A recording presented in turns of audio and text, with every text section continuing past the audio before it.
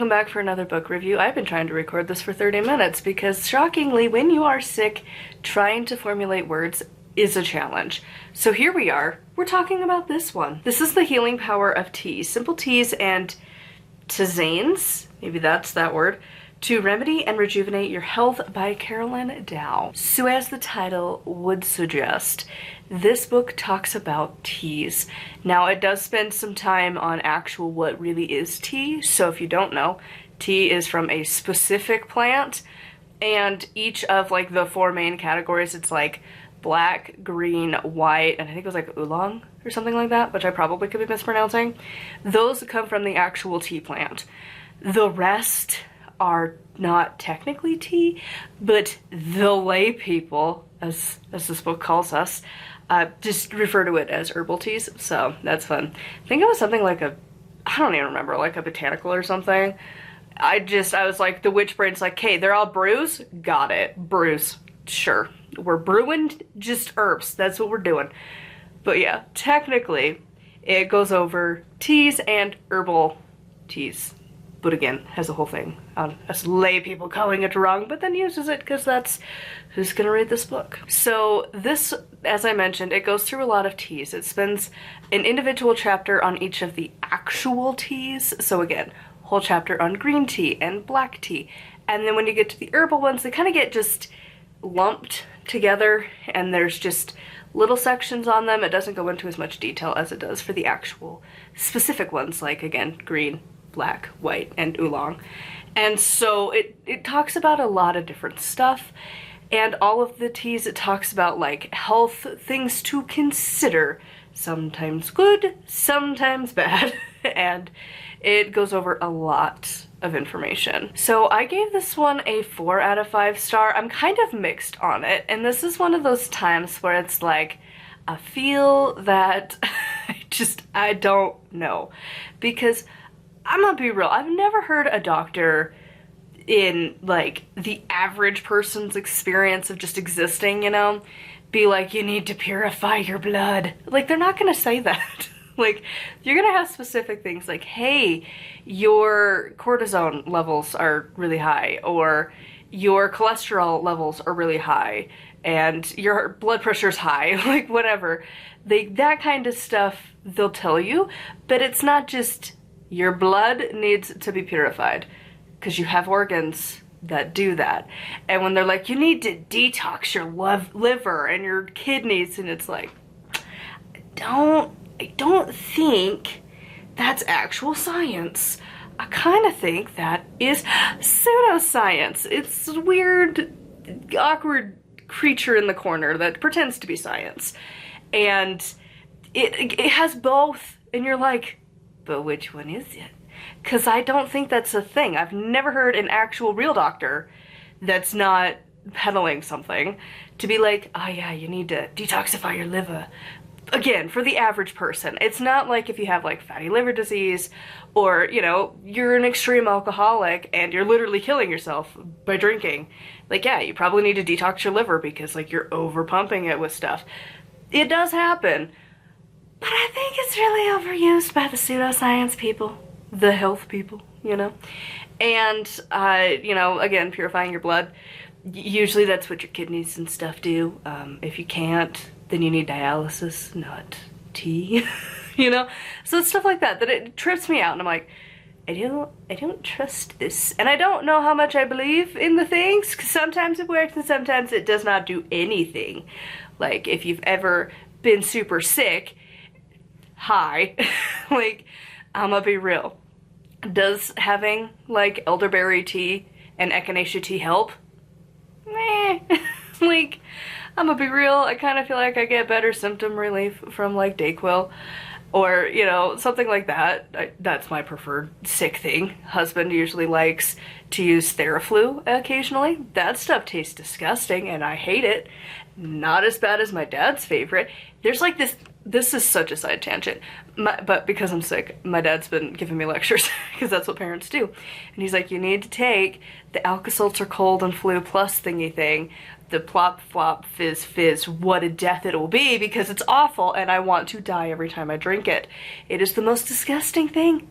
It's like in my top 3 worst things I've had to ingest, and I hate it, and I'd rather be sick. I would rather sneeze constantly than have that. The only other is one that, like, I don't think anyone in my audience is ever gonna have. It's a bleeding disorder med. I bet they probably still have it, but it just sucks all the way around, and they're kind of getting away from it because it's an older med and they're pushing newer ones. But it was called Amicar, and that stuff was disgusting. It was awful, and everyone's like, it's not that bad. I'm like, what universe are you on? It is gross. It's this clear liquid that helps your clots do not break down, because bleeding, that's a problem. And it was disgusting, and now you can get a pill form, and it still sucks. Because it's not just like one pill. They're like the big pills, like the daily vitamin, like huge pills. And you have to take 8 at a time every like 6 hours or so. I think it was like every 6 to 8 hours if I remember right. Maybe even 4, I can't remember. But it was like very frequently. Like you were taking like 24 to 30 pills in a day. And they're big and your stomach hurts because it's a lot of pill. Or you just take a couple of tablespoons of this gross clear liquid that tastes like death. It's awful. I highly recommend you don't have blood problems. And maybe that's why I hate these kinds of books where they're like, cleanse your blood, and it's like, that's not a thing, but okay. So it's stuff like that that makes me like question the book. But then also there's other ones where it's like, what kinda, and like it talks, and it seems to have a lot of good research from not like wackadoo places, because my mom is trying to read through this book that she was given that my aunt wants to talk to her about, and wow, it's a pseudoscience roller coaster. 2 glasses of wine a day is fine, but apparently if you have a single slice of pizza, you are choosing to like kill your brain. Made that one make sense. That there's nothing good in pizza at all, but 2 glasses of wine, like a week, you're fine. You're totally fine. Not that, you know, alcohol's like literally has nothing good for you, and like pizza, well, not the healthiest option, has like protein, carbs, fats, you know, the things you need to live. Anyways, that one's so much fun. It also, this is such a rambly video. This is why it's taking me so long, but that book's on like preventing Alzheimer's, and it's like all of the foods you're supposed to avoid are just like so fucking stupid, because it's like, it is one of the stupidest books. And I'm like, I think having read so many books, I'm so particular, but also just like, I feel like anyone who has more than like an IQ of 5 would also be like, what the, no. Because like in the foods that it's like, do not use, and it's like, you can tell such a heavy bias, but it's like egg substitutes, and I'm like, that's so broad, really. So you're not allowed flaxseed or chia seed or applesauce, just egg. Even like if you're like, you substitute an egg with like a soda can if you want to make cake without oil and eggs, by the way, because everything's expensive. That works. You definitely have to have it with a fork. It's a little more crumbly and like a little more flaky, and it's a weird texture, but it technically works. It's the thing. I've been doing it. And so it's like, do all of those count in the same category of substitute? Like, it's so stupid. And then like, it also was like any milk alternatives, and I'm like, so we're putting all of them in the same category? Like, all of them. Cause you've got soy milk, oat milk, almond milk, coconut milk. Like, there's so many options. What do you mean? Cashew milk. They're all the same? I have that hard to believe. And there was other ones too that were just really stupid, but of course not really, just going back to vegan at this point because I'm allergic to cheese. Yeah, why? No, so dumb. Just, oh my god, it's so bad. And then of course it's at the end, apparently he promotes his own supplements and tells you to take like 100 supplements a day. So like, that's a book to trust. Anyways, this one's not like that. This feels like it has a lot of good stuff. It's got like, I don't know, it feels like it's got a lot of things that seem legit, you know? Like Nutrition and Cancer from 2001. It's like all of these like dudes I'm really terrible at talking about this, aren't I? I don't know, it looks legit. It looks like legit sources. It doesn't look like, I don't know, it has stuff that it feels like there's a lot of clinical things, there was a lot of like big universities being talked about. It seems like it's got a lot of really good information in here. And I don't know. I don't know about the sciencey bits of it, but also some of the things you hear so much and it's kind of true and you're like, maybe, because people have been doing it for like a really long time. Like if your stomach's upset, you should try ginger. And like if you're experiencing I usually go to the ones that I know, so it's like indigestion, it's like have peppermint tea. And like if you're anxious or you need help falling asleep, to have like chamomile or lavender. And it's like everywhere ever talks about it, including usually your doctor will kind of mention some of those. And so it's like, I don't know. And I can kind of see their point of like, if you drink these teas, it can be beneficial. Like, I'm gonna be real, when you see the countries that drink, and like the people who drink like a lot of tea, you're like, wow, you kind of look like you got your stuff together. Is it more than just having tea? Yeah, you probably shouldn't like have a Big Mac for breakfast, pizza for lunch, and like sushi for dinner, because that's probably not the healthiest diet. And then be like, but I had green tea, so I'm fine. Like, no. But it does seem to be that the people who tend to drink a lot of tea, and like countries that tend to be more tea drinkers, tend to be kind of healthier. And it's like, I don't know, maybe there's the point to it. And so it's one of those where I'm not a scientist, and honestly, I don't love the math and study involved in science. It was not my favorite subject, but I pick up on things, because again, been binging through Unnatural Vegan again, because she's really good just background noise, to be honest. And she's my current hyperfixation. I just pick a channel and I just have them as background noise, and they just play all the time. And she's my current one, so naturally you kind of pay attention sometimes. And I've rewatched so many of them, and she's like smart and knows nutrition and stuff.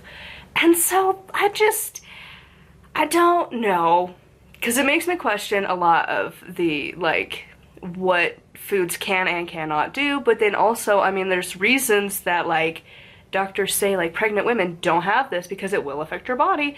So it does obviously do something. And so as a witch, I'm like, you know what? We can play in the land of make-believe of, you know what, maybe it's a placebo effect. Maybe it's just a small little toolkit that helps, sort of like if you take a multivitamin, but then you also still try to eat healthy, and you still try to manage your stress, and you still exercise. You know, you do all of the things together, because one little component will help a little, but the more components, the better, kind of a thing. I think that's kind of how you have to look at this book. So this is a lot of rambling. Basically, I would recommend this if you are really into tea and you want to learn more about tea. This is a good book. It's got a lot of information. Again, remember, science and modern medicine are our best friends, and then there are people who get paid to do research on stuff all day, every day. Are they always correct? No. But sometimes maybe we should listen to them, you know? And so, you know, maybe don't just treat with tea. Maybe make sure to do a little more research and talk to your doctor and stuff. But on a whole, I think it's a pretty good book. I think for witches, it has a lot of good stuff of like, maybe this is why we should incorporate more tea into our lives. You know, have more of like green tea and black tea and stuff.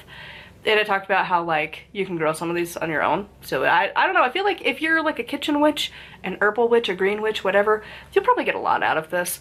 And again, if you're just a tea enthusiast in general, you'll probably get a lot out of this. So I would love to know your thoughts on this one in the comments down below.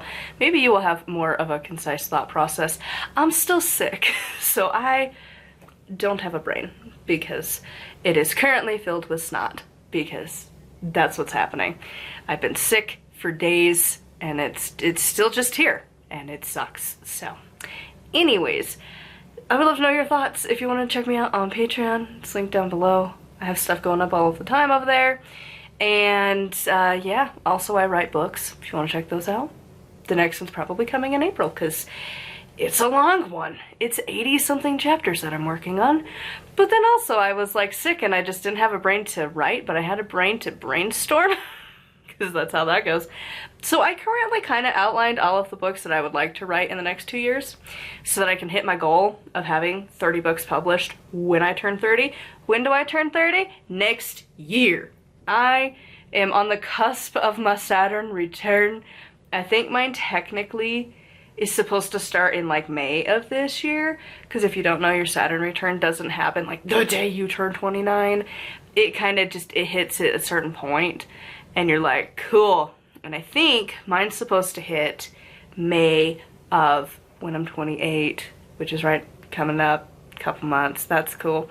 And then it goes till I'm like a few months. It takes a chunk of time.